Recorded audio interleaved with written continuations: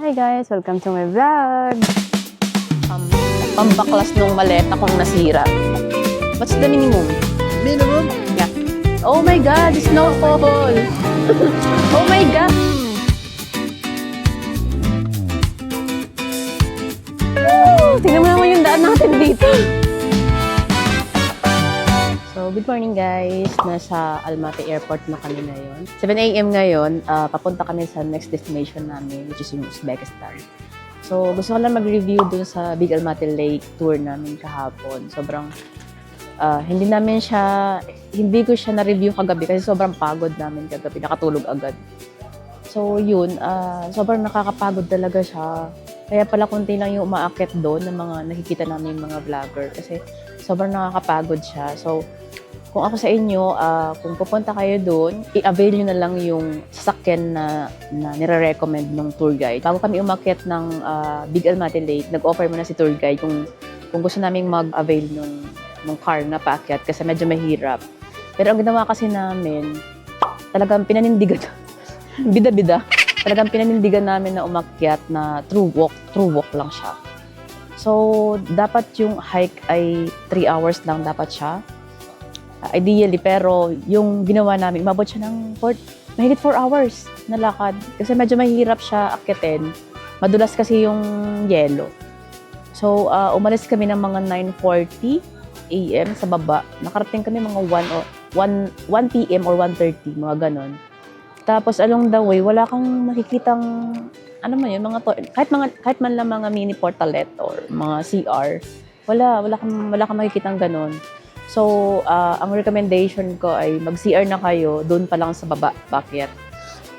Tapos, pagdating mo sa Big Almaty Lake, wala ding CR doon, wala kang masisilungan. So, yung lamig at yung hangin ay tatama talaga sa'yo. Sobrang drying nung hangin doon and yun nga, mahirap huminga kasi yung lamig, manipis yung air na pumapasok. Sobrang hindi ka makakakilos ng komportable pag nandun ka sa taas. So, ang pinakamaganda siguro na season na puntahan yun ay siguro autumn or mga summer. Kasi yun, makakakilos ka na maayos. Pag mga winter kasi mga ganun, parang -5 ata nung nasa tuktok kami. Tapos yung nakakadagdag nung lamig, yung hangin niya.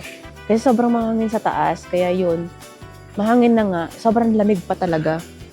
So yun, nung nandun na kami sa taas, actually mas matagal pa yung inakyat namin, yung binok namin, kaysa tinagal namin sa taas kasi sobrang lamig nga.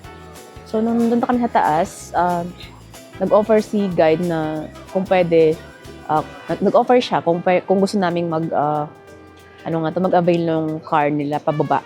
Kasi mostly yung mga kasamahan namin, hindi na nila kayang bumaba ng through walk. Nag-avail sila ng sasakyan. So kami, nag-avail na rin kami kasi kami lang yung may iwan doon. Yung naging downside lang namin ay nag-alangan lang kami ng kaunti doon kasi yung cash namin ay 10,000 tenge na lang yung hawak namin. Pero yung need pa namin ng 10,000 tenge. So ang sabi niya, siya na lang daw magbabayad kay driver doon sa sasakyan pababa. Tapos babayaran na lang namin siya pagdating doon sa city. Kasi doon kami mag-withdraw. So, bumayag naman si guide. Napakabait ng guide namin. Shout out to Jana. Jana pala. So, yun lang. All in all, okay yung tour. Maganda yung Big Almaty Lake. Sobrang laki niya pala. Tapos yung mga view, kahit saan ka tumingin, talagang parang nasa drawing ka.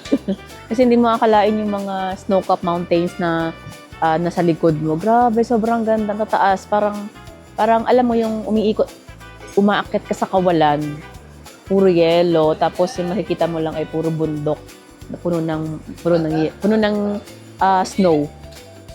Napakaganda niya. And may mga puno. Actually, puro pine trees yung nakita ko doon eh. So yun lang. Maraming salamat sa pagsama sa amin kahapon sa Big Almaty Lake. So ngayon, papunta tayo ngayon sa Uzbekistan na explore natin yung explore natin yung kabilang country.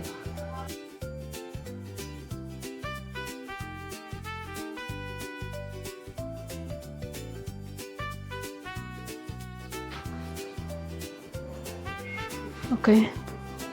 So guys, it's 9:31 and open na yung boarding gate. Doon na tayo maghintay. Katatapos lang namin mag-breakfast dito sa KFC. Nung pumasok kami kanina doon sa immigration, sobrang bilis lang. Yung may e-gate din sila. Parang katulad din natin sa Pilipinas, sa naiinit. Mag-scan ka muna ng QR code nung boarding pass mo. And then, papasok ka sa immigration. Actually, hindi na ako hiningan ng visa. Hindi na niya tinanong kung nasaan yung visa ko. Yung laptop, pinabuksan muna sa amin bago ka pakawalan ng security officer. Yun lang. Siguro wala pang mga 3 minutes, 2 minutes.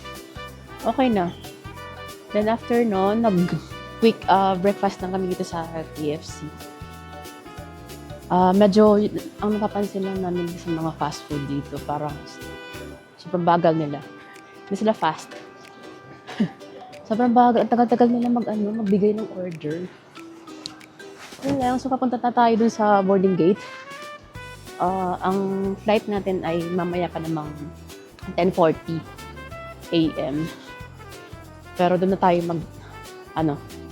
tambay. So, update namin kayo later. Ipakita namin sa inyo yung loob ng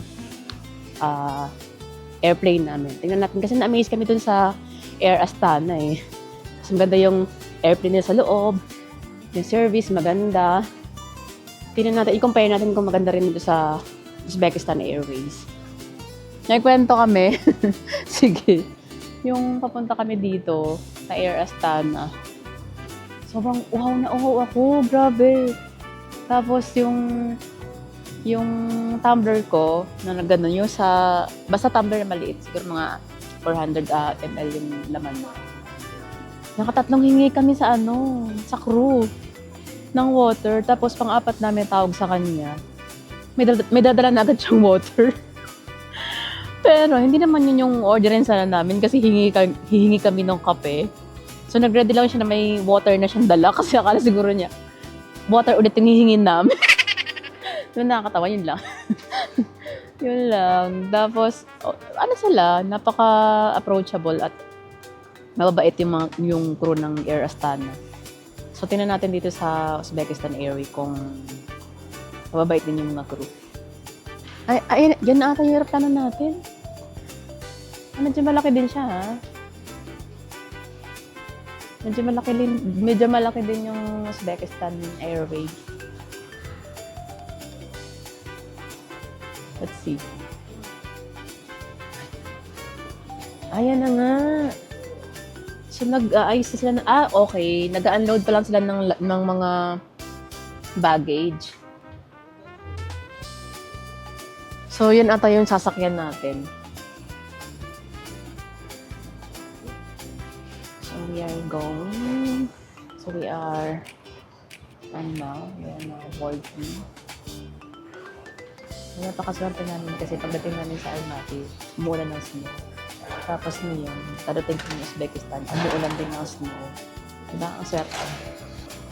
Pasok na tayo ng plane, guys. Ay, ito naman yung Air Astana. Yan yung sinakyan namin, no? Nung papunta. Let's go! Tingnan mo yung bundok. Yung bundok. Maraming bundok-bundok dito sa, airport nila. Ang lamig. Tapos dun sa loob, ang init. Kaya kami natanggal ang jacket. Parang tayo nasa freezer. Grabe yung lamig ng Almaty. Parang nabigla yung skin ko pagdating ko dito. Para ako. Alam mo yung dito ko, yung nakalabas na dito ko. Kaya ako nagmask ng una kasi yung skin ko parang naaagnas na kabe. Alam mo yung nagbabalat-balat na sobrang dry. So, tayo sa... Hello. Settle muna tayo. Guys. Di ba ako? 17C. Supposedly nakaupo dito sa 17A na university.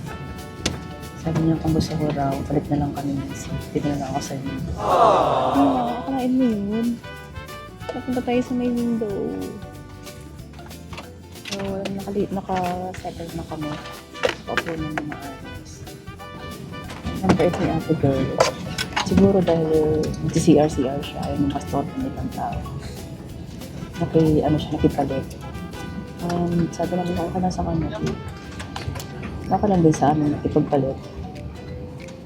Diba? Ang saya. Maka-window seat tayo ngayon. Hindi tayo na bayad. Yung extra cost. So, yun.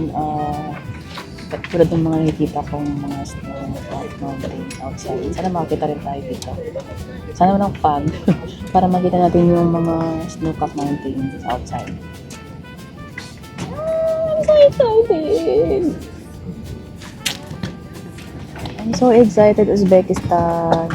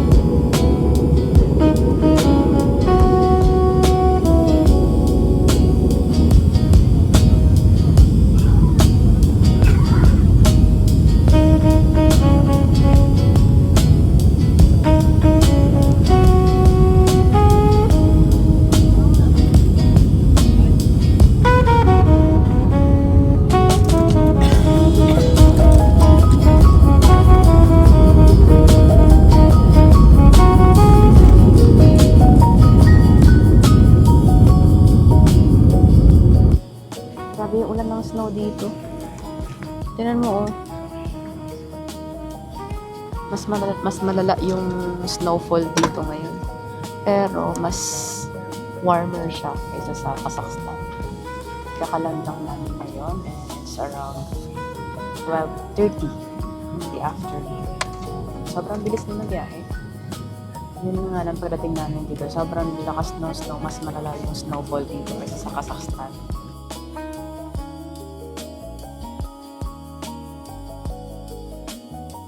Sobrang, ate naman yung business class nila. Kaunti lang pala.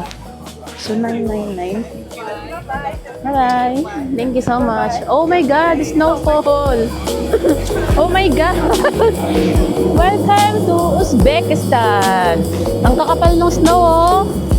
Woo! So, dito guys, ang amazing ng plane ng Uzbekistan Airways.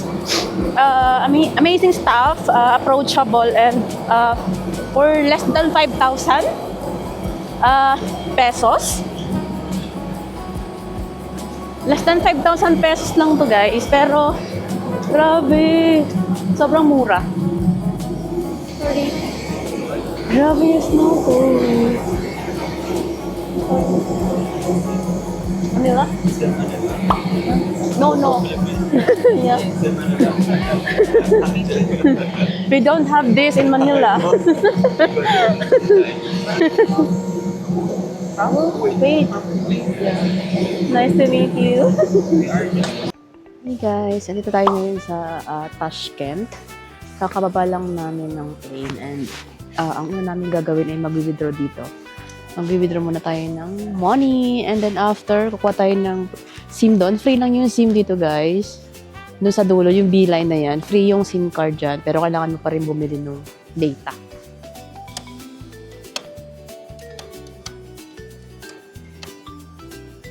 $2 million? Okay. So guys, milyonarya tayo dito ngayon. Thank you, GCash card. Okay. nag-withdraw kami ng butal kasi napanood namin dun sa mga YouTube. Lalo na, napanood namin to kay Marvin Samaco na mag-withdraw ng butal para ibayad sa mga taxi kasi hindi sila nagsusuklit. Hi Marvin Samaco, so sinunod namin yung strategy mo na mag-withdraw ng butal. Tara, kuha na tayo ng ano doon. Guys, nakakatawa yung nangyari sa amin. Dahil nag-CR muna kami and nag-withdraw, hinayaan muna namin yung mga bagahe namin. So, tingnan mo, huminto na yung pag-ikot niya. Yung mga bagahe na lang namin yung natira. Makakaloka. Buti na lang wala naman sigurong kukuha dito. Pero, maliit lang yung airport nila, guys. Pag labas mo ng, pag pasok mo ng building nila, andun agad yung immigration area. Tapos after nun, andito na agad yung yung baggage claim sa likod. Sobrang liit lang niya. So, kuha muna tayo ng pre-sim doon sa B-line. So, what's the minimum? Minimum? Yeah. The minimum one, the $5, 50 GB. Inabail namin yung pre-sim pala, pero bumili kami ng data. So, yung binayaran namin ay 70,000 SOM. Kinard na lang namin siya para meron pa kaming extra cash. Di naman na nagkakalayo hindi nagkakalayo yung nila, yung presyo. Nakapag-withdraw na tayo, may pera na tayo, naka-avail na tayo, and nabayad na ng data for our pre-sim. Na-claim na natin yung baggage natin. Hello Philippines, I love Philippines. So, mag-book na tayo ng taxi papuntang hotel. Papunta na tayo sa Art Hostel. So guys, andyan na yung taxi namin. Yung Yandex. Nabook namin siya ng Comfort Plus na siya. Nabook namin siya ng 28,000 SOM and parang nasa lang siya, 136 in pesos. Nakakakabalang dito kasi hindi ka nila tatantanan sa kakakausap, sa kakaalok ng taxi. Pero ang doon, mag-no ka lang and wag mo silang kausapin parang ipakita mo na hindi ka interested. So yun lang, dudumugin ka kasi nila. Nakatuwa naman dito kasi parang yung snow, ang daming snow, pero may nagtitinda doon. Tolerable yung temp. No, kasi tingnan mo yung mga tindahan doon na parang sa atin din, nagtitinda ng mga tingi-tingin. Food, may coffee, mga parang snacks. So guys, nakasakay na kami ngayon sa Yandex. Yun nga, lang siya, 280,000 SOM. And in peso, nasa 136 lang siya. 136 pesos. So yun, sa labas talaga ng airport. Sobrang naman, puro puting-puting yung mga paligid, pati yung mga puno. So guys, thank you so much. Ito ba yun? Naligo kami sa snow. Naligo sa ulan. Ang saya. Hala, hindi ko na kaya. Ang bigat pala nito.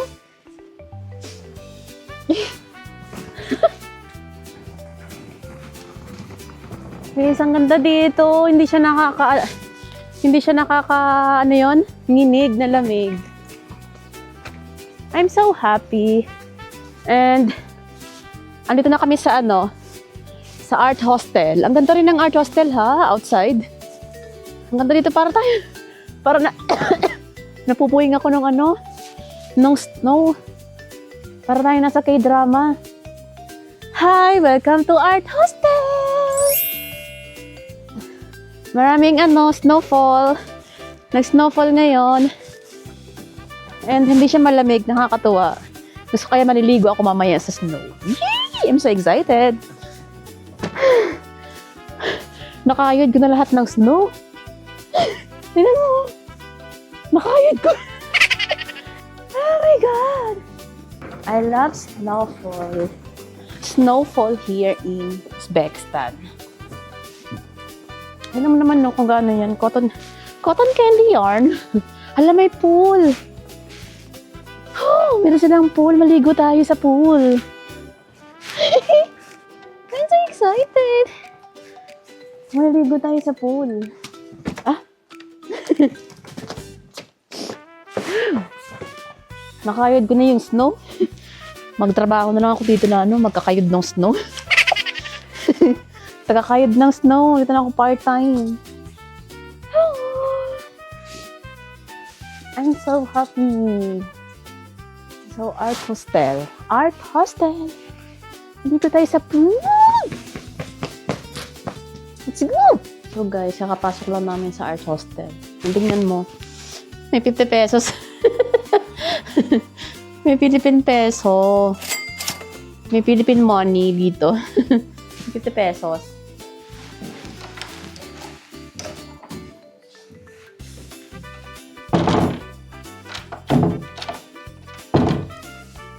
Hi guys! Nakarating na tayo sa art hostel. Medyo maluwag tong room nila tsaka ang mura. Kesa dun sa Abay Hostel. Doon kasi sa Abay Hostel, doon may yung CR niya ay nasa loob ng room namin. Medyo masikip siya.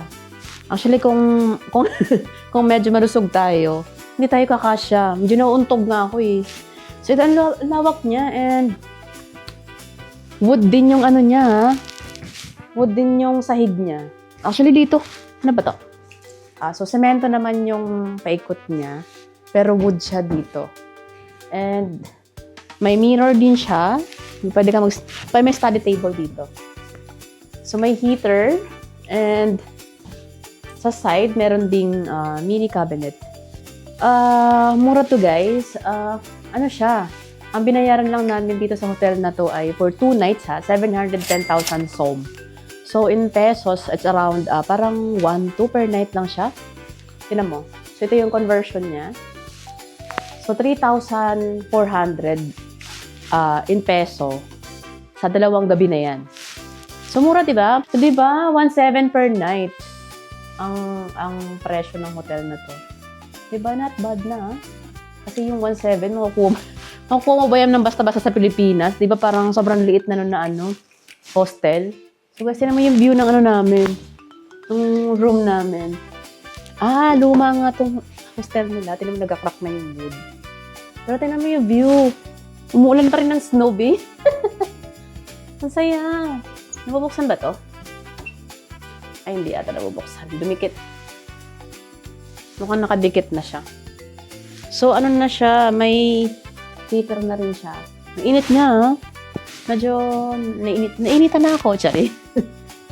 Ang init dito sa loob. And mamaya may ligo tayo sa snow. Yung temp ngayon dito sa Tashkent ay nag-snowfall siya pero 0 degree. Naka 0 degree ngayon dito guys. So hindi siya malamig na malamig. Kayang-kaya ng ating katawang lupa. Today and Friday actually. Today and Friday ay may snowfall siya. So parang doon din sa Kazakhstan, pagdating natin doon, may snowfall din siya, din kinabukasan may snowfall din. Napakaswerte natin, diba? Puro snowfall. Yun nga lang, mas malamig doon sa Kazakhstan, nakakaloka. Dito ay okay. Caring. Let's go! Alamin yung unti. Malamig, be. So guys, napas muna kami ng hostel kasi pupunta kami dun sa tindahan. Bibili kami ng screwdriver. Alam niyo bakit? Hindi ko mabuksan yung luggage ko, nakakaloka. Andun lahat ng panlamig ko. So ngayon, buti na lang may nakalabas akong labahan na medyas. Yung labahan yung suot ko ngayon. Grabe, ngayon pa nagloko yung mga luggage, nakakaloka. So pupunta kami ngayon dun sa tindahan, bili kami ng pambukas. And bili na rin ng food.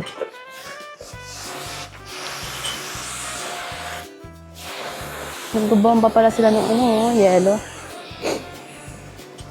Grabe kasi yung snow ngayon. Sobrang yung alam niyo yung cotton. Sobrang lalaki ng ng snow na nalalaglag. Yun nga, Sobrang, yung alam mo yung snow na nalalaglag, para siyang bulak. Tsaka malalaki yung hibla niya. Sa iba, di ba, parang ano lang, yung maliliit. Dito kakaiba, be. Ay! Grabe naman yun. Tingnan mo naman yung daan natin dito.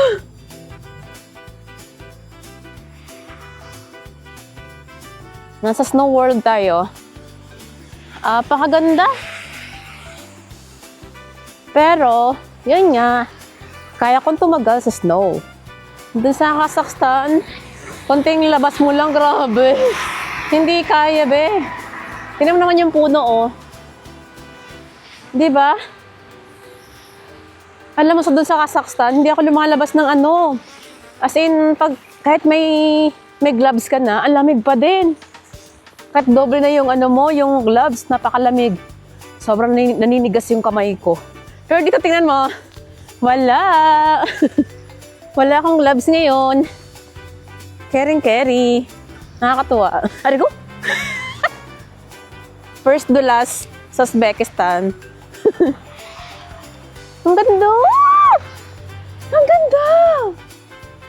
Parang akong nasa K-drama. Tapos may nag-i-emote-emote na mga ano. Korea. Ay, tingnan mo hindi nag-yellow, oh. Yung ano nila, yung kanal. Ang linis din ng kanal nila, no? Parang Japan din. Pero hindi sila nag-yellow. Siguro kasi mababa nga yung temp. 0 degree kasi ngayon, eh. Kung sa Kazakhstan yan, oh my God. Puro yan yellow. Kasi -16, -10. Actually, yung pinakamababa dun na na-experience ko na temp ay -4. Dito ngayon ay 0. Ganda, oh. Tingnan mo. May nakikita akong tubig. Kahit na may snow. Woo! I love Uzbekistan and Kazakhstan. Woo! Naliligo tayo ngayon sa snow. Medyo ano lang siya, no? Pag natunaw na yung yellow, parang ano na siya. Kadiri na siya kapakan. Kasi kulay ano na siya. Kulay, ano ngayon? Dumi, kulay brown. Sa kanto ng namin guys, ng hostel namin, may ATM din dito, oh. Capital ATM. Doon sa Kazakhstan, ang common doon na ATM na nakikita ko lagi ay yung halik. Halik. Yun yung kahit saan ka magpunta, may makikita kang ATM na halik. Ang ganda talaga ng mga trees dito pag punong-puno ng yellow. Oh. Tapos brown pa yung niya. Brown yung dahon niya. Ang ganda niya tingnan, parang painting. Tingnan mo na yung buhok ko. Yung buhok ko puno-puno ng snow. Napanood din namin guys, widely accepted dito yung card. So, konti lang yung winidraw naming SOM. Oh, ito na tayo.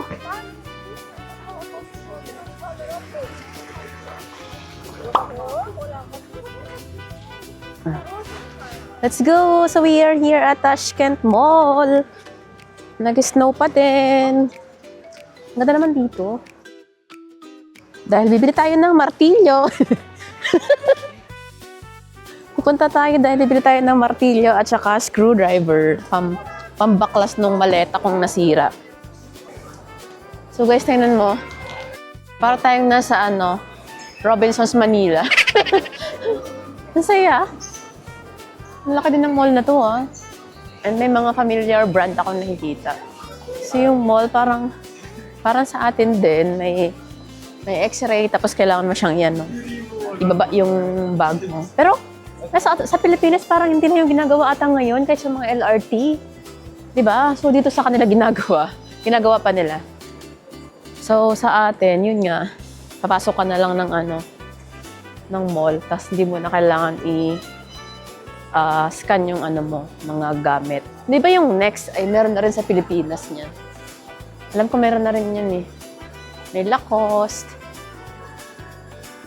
And punta tayo dun sa Walmart. Bibili tayo ng Martilyo. Ganda dito, parang Robinsons talaga dito. Parang Robinsons Manila. Ang bango dito. Ang bango, parang pang mayaman. Pang mayaman! Okay.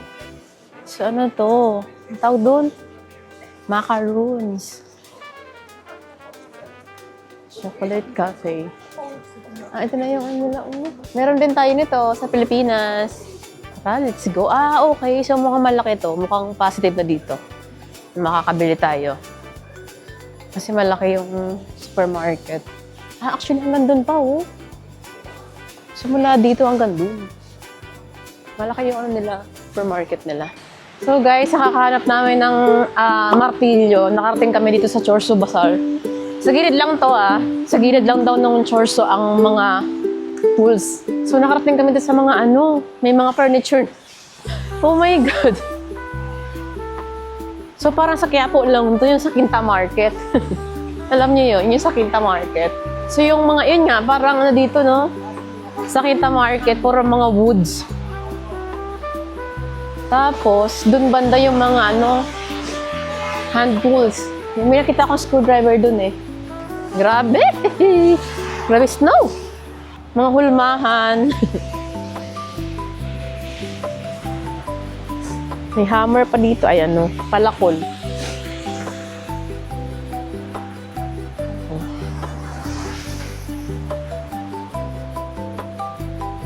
Wala.